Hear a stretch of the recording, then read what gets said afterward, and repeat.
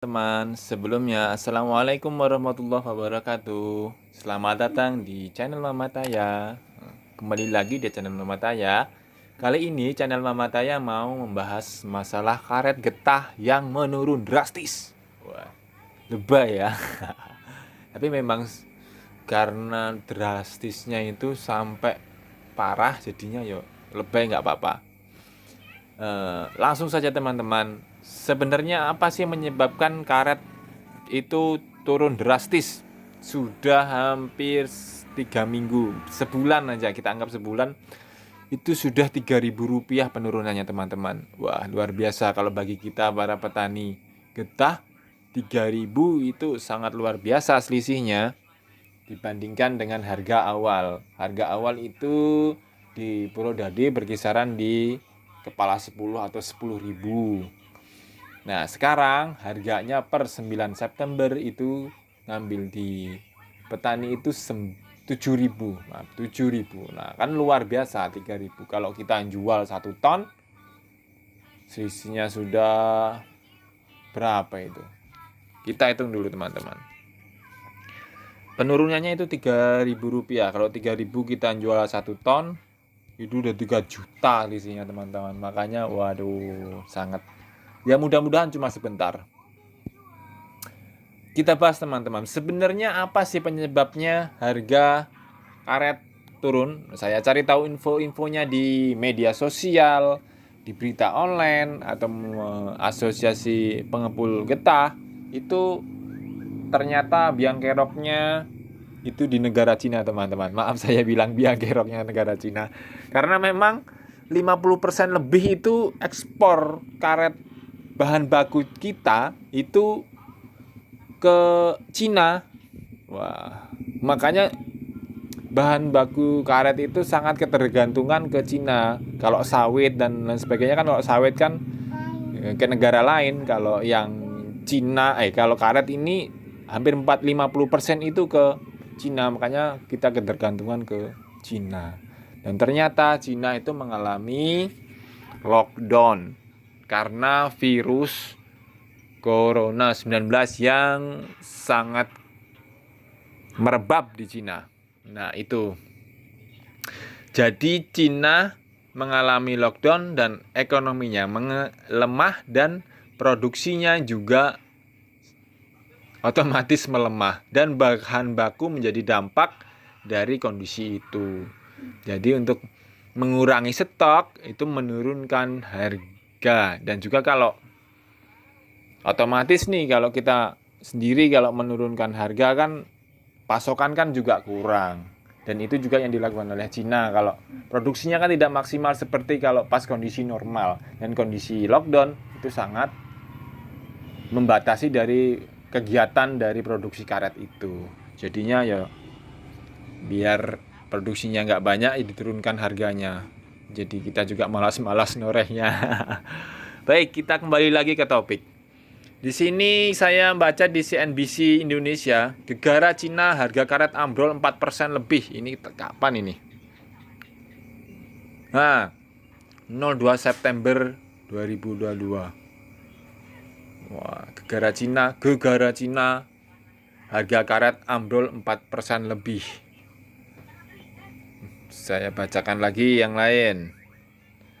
Ekonomi Cina melemah, harga karet terjun bebas. Wah, memang terjun bebas teman-teman, karena biasanya kalau turun itu paling 200, 300, 500. Ini satu minggu itu sangat berentet. Jadi yang beli pun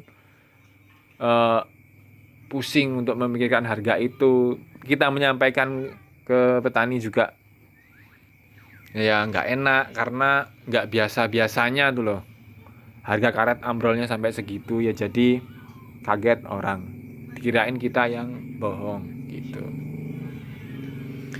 Terus di sini kita cari lagi. Wah, ini nggak laku, harga karet ada di level terendah sejak kemarin. Nah, memang 1 tahun ini harga 7.000 adalah level terendah dari tahun 2022 ini. Makanya berarti kan nggak tempat kita juga, tapi seluruh Indonesia dan bahkan sampai ke produksi negara lain seperti Vietnam dan Malaysia juga merasakan. Nggak mungkin kan kita sendiri. Nggak laku, harga karet ada di level terendah sejak kemarin. Memang harga 7.000 itu level terendah di tengah-tengah biaya hidup yang semakin meningkat. BBM meningkat, cabai meningkat, telur meningkat. Pokoknya bahan baku ikut meningkat juga karena BBM meningkat di tengah-tengah harga yang semakin meningkat. Produksi melemah karena harga murah. Nah itu. Makanya di sini ya cobaan bagi kita petani getah untuk kita disuruh kita diminta terus bersabar, terus bersabar. Seperti sawit kemarin juga sempat menyentuh harga Rp600, sekarang sudah naik ke 1.800. Nah, mudah-mudahan dari karet ini, getah ini enggak bertahan lama, mudah-mudahan.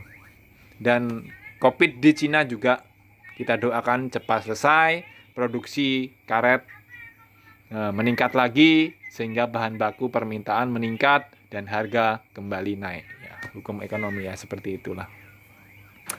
Kita baca berita lagi teman-teman. Di sini harga karet turun, 3 pabrik tutup di Sumut, 2 stop sementara. Wah, luar biasa. Sampai pabriknya aja tutup teman-teman. Karena nggak mau ambil resiko. Nah, gimana kalau petaninya sampai kita nggak bisa jual tuh gimana teman-teman? Bayangkan. Ya walaupun kalau harga-harga murah kan kalau kita bisa jual masih menerima pabrik kan nih masih kita bisa untuk bertahan hidup. Lah kalau sampai pabriknya tutup, waduh, sangat luar biasa susahnya gitu. Jadi ya mau gak mau ya kita timbun. Nanti kalau udah buka lagi kan kita jual gitu. Jadi kita cari gawean yang lain lah gitu. Gapkindo sebut 3 pabrik karet di Sumut tutup gara-gara harga anjlok. Wah, itu seperti yang berita yang tadi, cuma beda berita online-nya, berita medianya.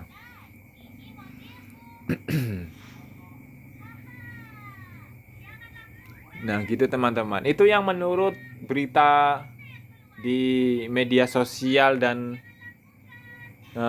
berita online. Nah, kalau menurut di kita Asosiasi Pengumpul Getah itu setiap trip itu 3 minggu ini itu bisa turun 500, 300, 200, tapi itu rutin teman-teman. Jadi per hari. Jadi kalau kita beli hari ini harga 8.000, nanti besoknya itu sudah turun lagi. Jadi susah juga yang mungkin ya sempat ngelus-ngelus batuk gitu dan sebagainya. Makanya ya sama-sama memahami lah kita sebagai petani, juga kita sebagai pengumpul gitu harus saling memahami karena memang harga sedang tidak stabil. Oh ya teman-teman, itu tadi sedikit cerita lah teman-teman. Sebenarnya sih apa sih penyebab dari harga karet ini turun?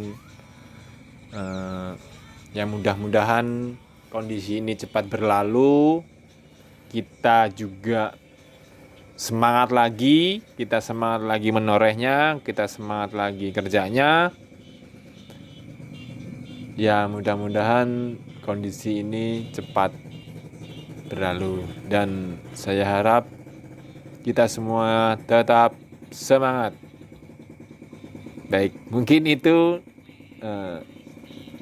cerita dari channel Mama Taya. Semoga bermanfaat. Jangan lupa like, comment, and share. Terima kasih.